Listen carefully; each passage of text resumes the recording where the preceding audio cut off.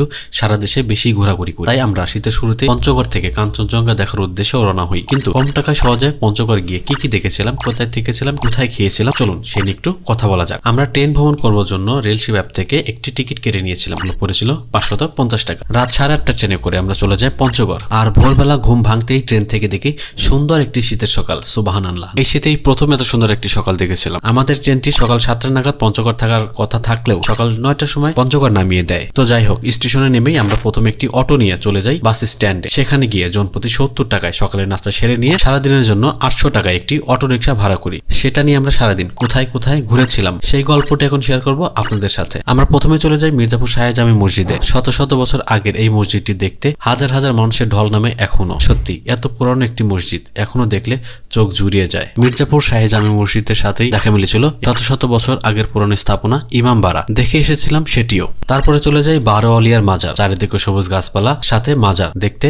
আমাদের কাছে মন্দ লাগেনি। সেখান থেকে চলে যাই রক্স মিউজিয়ামে। সেখানে প্রাচীন আমলের অনেক কিছু দেখতে পাই, অজানা অনেক তথ্য জানতে পেলাম। তারপরে আমরা রাস্তার পাশে সমতলে চায়ের বাগানের সৌন্দর্য উপভোগ করতে করতে চলে যাই মহারাজার দিঘি। সেটা অনেক পুরানো একটি দিঘি, জাস্ট চোখ জোড়ানো শান্তি। সেখান থেকে আমরা চলে যাই তেতুলিয়া। যাওয়ার পথে দেখা মিলল বাংলাদেশ ইন্ডিয়া বর্ডার। হালকা করে ঘুরে এলাম ইন্ডিয়া থেকে। আচ্ছা, ইম্পর্টেন্ট যে বিষয়টা, আমরা যেহেতু কাঞ্চনজঙ্ঘা দেখবো তাই আমাদের একটি রাত তেতুলিয়াতে থাকতে হবে। পরের দিন ভোরে দেখবো কাঞ্চনজঙ্ঘা। তাই তেতুলিয়াতে গিয়ে আমরা প্রথমেই একটি হোটেল রুম নিয়ে নিই। আমাদের এক রাতের জন্য ভাড়া পড়েছিল মাত্র 600 টাকা। তারপরে আমরা ফ্রেশ হয়ে তেতুলিয়া বাস স্ট্যান্ড থেকে দুপুরের খাবার খেয়ে নিই। খাবার খেয়ে তেতুলিয়া আশেপাশে ঘোরার জন্য 200 টাকা দিয়ে একটি ভ্যান রিজার্ভ করে নিই। সেই ভ্যান গাড়িতে করে সারা বিকেল ঘুরে দেখেছিলাম তেতুলিয়ার আশেপাশের সুন্দর সুন্দর কিছু স্থান। তার মধ্যে সুন্দর যে জায়গাটি দেখেছিলাম সেটি হলো বাংলাদেশের শেষ সীমানা চায়ের বাগান। সেখানে মানুষেরা ইন্ডিয়াতে গরু ছাগল নিয়ে যায় ঘাস খাওয়াতে।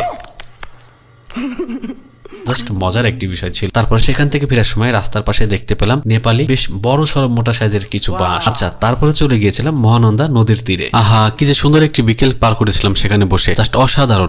সেই সাথে হচ্ছে মহানন্দা নদীর যে ভিউ, সুন্দর একটি বিকেল ওখানে পার করতে